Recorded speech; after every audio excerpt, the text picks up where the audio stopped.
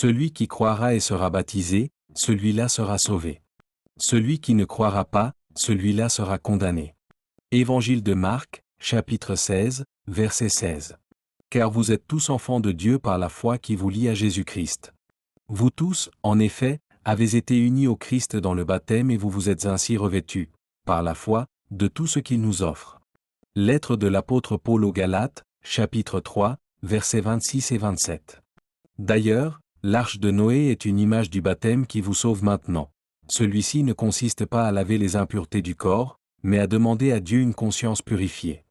C'est parce que vous avez cru que le baptême vous sauve aujourd'hui, et c'est grâce à la résurrection de Jésus-Christ, qui est allé au ciel et se trouve maintenant à la droite de Dieu, où il règne sur les anges et les autres autorités et puissances célestes. Première épître de Pierre, chapitre 3, versets 21 et 22.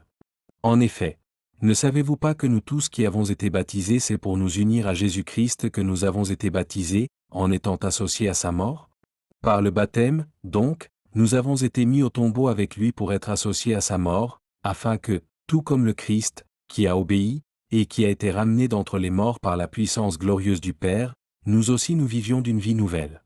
En effet, si nous avons été unis à lui par une mort semblable à la sienne, nous serons également unis à lui par une résurrection semblable à la sienne.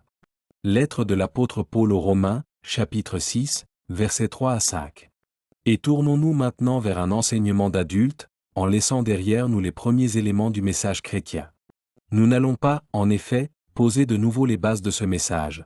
La nécessité de se détourner des actions néfastes et de croire en Dieu, l'enseignement au sujet des baptêmes, d'eau et du Saint-Esprit, ainsi que de l'imposition des mains, et de l'annonce de la résurrection des morts et du jugement éternel. Épître aux Hébreux, chapitre 6, versets 1 et 2.